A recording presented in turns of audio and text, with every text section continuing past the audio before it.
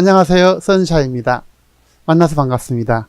이번 시간에는 부동산 거래 시, 계약 시 주의사항 핵심 3가지를 말씀드리겠습니다. 청취하시기 전에, 시청하시기 전에 구독, 전달, 좋아요 부탁하겠습니다. 해주실 거죠? 네, 감사합니다. 자, 첫 번째,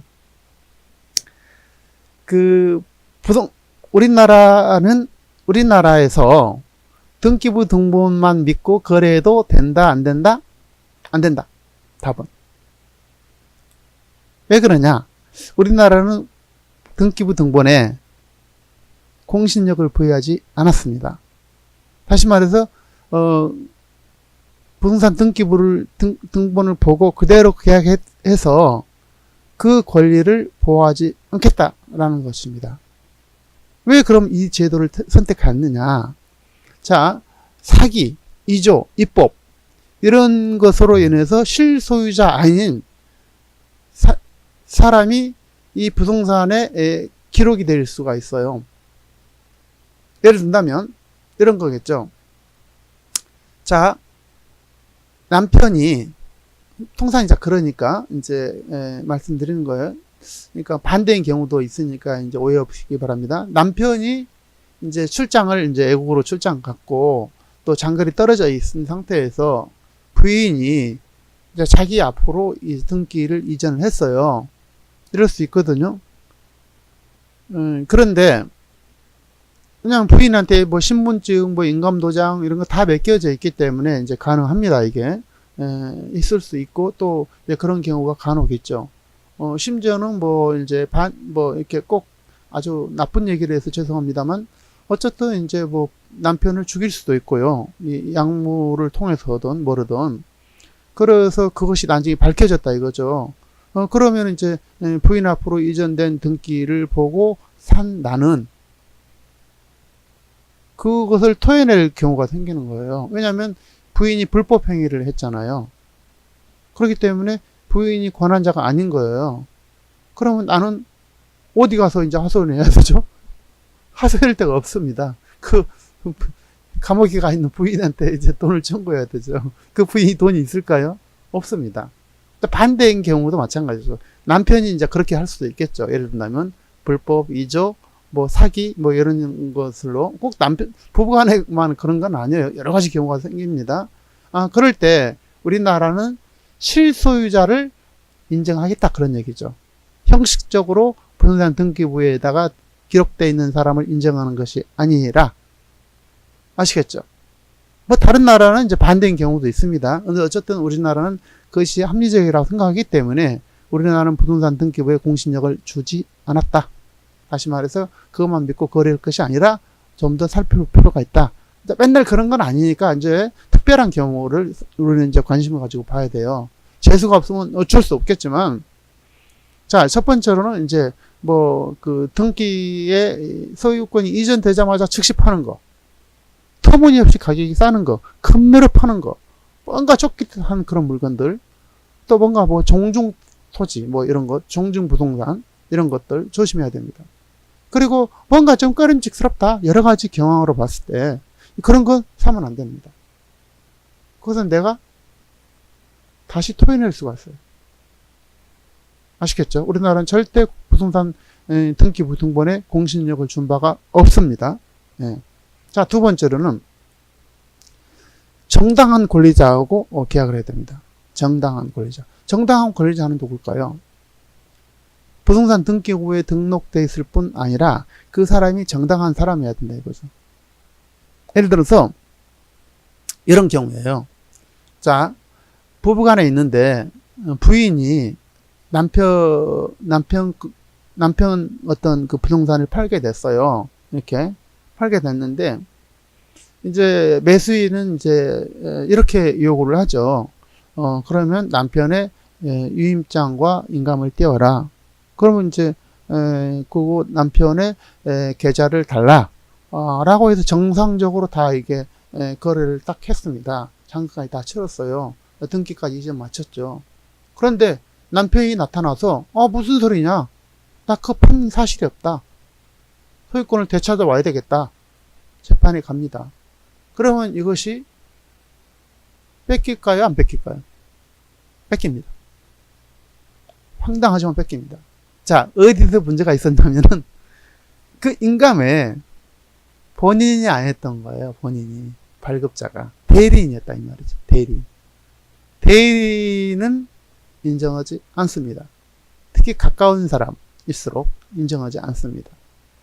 그 가깝다는 표현이 좀 애매하지만 어쨌든 이제 서로 늘 그 같이 있기 때문에 인감이라든지 뭐 신분증을 맡길 수 있는 사이라면은 그런 것은 이제 유임했다고 보지 않는 거예요. 얼마든지 그거를 그 도용할 수도 있고 그냥 임의로 그 사용할 수 있기 때문에 그렇습니다. 그런 경우는 이제 나는 얼마나 억울해요. 그죠? 부부간에는 일상 대리권이 있지만 재산적 큰 것은 대리권이 없습니다. 일상적 대리권이라면은 기본적으로 그 생활에 필요한 생활 필수품, 생활 자금, 뭐 학비라든지 뭐 이런 것이 되겠죠. 또 부동산을 임차를 했다. 그런 것도 일상 대리권이 될 수 있어요. 그런데 아까처럼 임대인 경우는 안 된다 이런 얘기. 임차는 일상이죠, 그죠? 내가 이거 거기 가서 살아야 되니까 전세로 산다든지 이렇게 할 수 있잖아요. 그러면 그걸 갖다 부정하지는 않습니다. 그런 경우는. 그런데 임대를 놨어. 주인으로서 임대를 놨다 이거죠. 근데 주인이 이 남편인데 부인이 임대를 놓고 그 돈이 임대 보증금이 요즘 세잖아요. 막 3, 4, 5억도 가고 그러니까 그거 가지고 이제 날랐다 이거예요. 그런데 남편은 그 부동산을 논 사실이 없어요. 출장 가 있었을 뿐이지. 그런 경우는 어떻게 되겠어요? 남편한테 진다니까요. 그래서 정당한 권리자는 이임장에 인감을 첨부하되 반드시 인감에는 본인이 발급한 거여야 된다. 자, 인감을 보면은 본인, 대리인 이렇게 써져 있잖아요. 그래서 본인의 동그라미 쳐져 있는 것, 이것을 원본을 가지고 계약을 해야 된다는 얘기입니다. 그래서 그런 것들은 이제 상당히 우리가 피해를 입을 수 있는 분야고 상당히 빈번하게 이루어진 피해 사례들이에요. 이것들이. 그래서 유의하시기 바랍니다.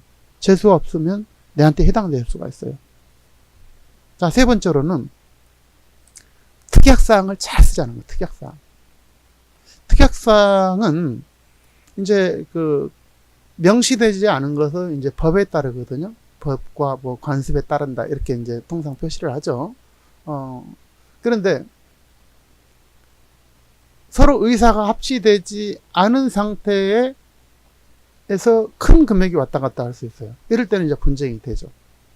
예를 들어서 이제 그 면적 같은 거 이런 것도 굉장히 중요하거든요. 뭐 시골에서 뭐 평당 뭐 10,000원, 5,000원, 뭐 1,000원 하는 거 가지고는 의미가 없겠죠. 이런 걸 그 관심이 없는데 뭐 평당 뭐 5천만 원 가고 1억씩 간다 그러는데 그런 부동산을 거래한 데 있어서 이제 면적 기준을 어디로 하냐 이거예요. 어디로. 토지 대장으로 할 것이냐, 실제 측량을 기준으로 할 것이냐, 건축물 대장상의 토지를 기준으로 할 것이냐, 다 틀리거든요, 이게요. 같은 경우도 있지만 틀린 경우도 있어요. 왜 그러냐면, 뭐 건축물 대장에서는 일반적으로 적은 경우가 있어요. 몇 평씩 적을 수가 있죠. 왜냐하면 건축 후퇴선이라든지 사용 면적 때문에 그래요. 그리고 실측해보면 좀 차이가 있을 수 있죠. 요즘 뭐 많이 좋아졌지만은 뭐 그렇지 않은 경우도 상당히 있습니다. 그렇기 때문에 그 면적 기준을 뭘로 할 것이냐. 그래서 몇 억이 왔다 갔다 하기 때문에 이제 분쟁이 소지가 있죠. 또 예를 들어서 포괄가치세. 포괄가치세는 10%잖아요. 아시다시피. 그럼 그것을 누구한테 부담시킬 것이냐. 저도 이제 부동산 거래할 때 이제 그런 거를 제가 안 써가지고 아주 이제 홍역을 치른 일이 있는데 결국은 그때는 잘 서로 설득해서 그냥 이해를 하고 넘어갔습니다만 어쨌든 이제 그런 것들이 10억짜리 거래를 할 때 1억이란 갭 차이가 생기기 때문에 분쟁이 소지가 생기죠. 그래서 그걸 명백하게 표시를 해줘야 됩니다.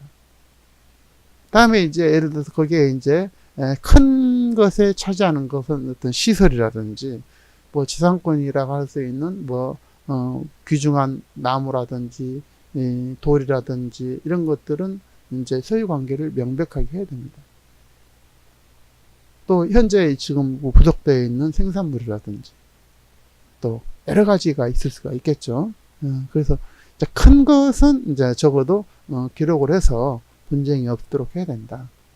물론 이제 뭐 각 거래마다 틀리죠. 토지 거래할 때, 또 상업시설을 거래할 때, 임차를 할 때, 뭐 다 틀립니다만, 어쨌든 핵심은 이런 것들이란 얘기예요. 그래서 큰 것은 우리가 반드시 특약사항에 명시를 해서 분쟁 생기지 않도록 하자. 분쟁 생기면 정말 피곤합니다. 법원에 쫓아가야 되고요. 시간 걸리고요. 시간이 뭐 한두 달 걸립니까, 이게? 그 다음에 돈 낭비는 어떻게 하고요? 스트레스는 어떻게 하고요? 그렇기 때문에 특약사항을 명백하게 정리를 할 필요가 있습니다. 여러분 아시겠죠? 애매하게 할 겁니까? 그래가지고 눈물 한번 흘려보실래요? 아닙니다.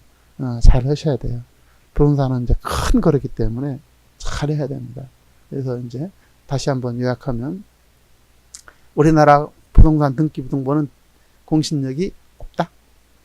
그래서 아주 특별한 경우에는 좀 면밀하게 살펴볼 필요가 있다. 그거를 내가 검토를 하고 조사를 해봐야 된다. 그래서 아니다 싶으면 거래를 하지 마세요. 그래야 됩니다. 그 욕심난다고 그래서 해가지고 다 날릴 수가 있거든요. 다 등기해가지고 다 내 것이라고 안심하고 있는데 한 몇 년 뒤에 찾아온다 이거예요. 어떡할 거예요? 감당이 안 됩니다. 그래서 공신력이 없으니까 또 이제 뭐 그런 경우는 많지 않습니다.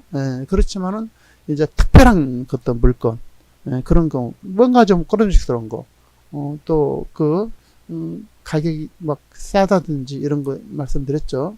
그래서 그 다음에 두 번째는 뭐라고 그랬어요? 정당한 권리자하고 계약을 해야 된다. 그래서 특별히 인감을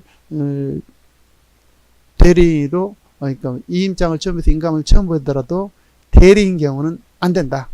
반드시 본인 발급을 해야 된다. 물론 예외도 있습니다. 예외도 있어요. 그래서 전혀 상관없는 제3자가 예를 들어서 A란 물건을 내가 상관없는 내가 대리로 인감을 받았다 이거예요. 그러면 내가 그분의 인감을 내가 가지고 있을 리가 없잖아요. 그렇기 때문에 그런 경우는 이제 인정해 줍니다. 법원에 가면 판사 그렇게 인정해 주죠.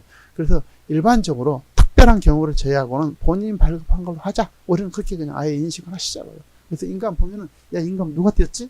대리인이 띄었나 본인이 띄었나 이거 확인해 주셔야 아시겠죠? 정당한 권리자여야 된다 이거죠. 그 다음에 세 번째 뭐라고 그랬어요? 특약사항. 아주 큰 것은 반드시 짚고 넘어가자. 그 짚고 넘어가지 않아가지고 분쟁이 생겨가지고 뭐 이렇게 그러면 시간 걸리고 여러 가지 피곤해지니까. 그래서 우리나라는 이제 정하지 않은 것은 이제 법에 따른다고 그러는데 법이라는 것이 너무 피곤해요. 그래서 제일 좋은 것은 서로 간에 딱 합의를 한 겁니다. 1, 2, 3, 4 딱 해서 딱 정리한 게 좋죠. 그러면 명백하잖아요. 서로 싸울 일이 없잖아요. 네. 그래서 그런 것들은 아주 잘 하고 넘어가야 됩니다. 여러분 이제 모처럼 이제 부동산 한번 거래를 했는데 내가 정말 피해자가 돼서는 안 되겠죠.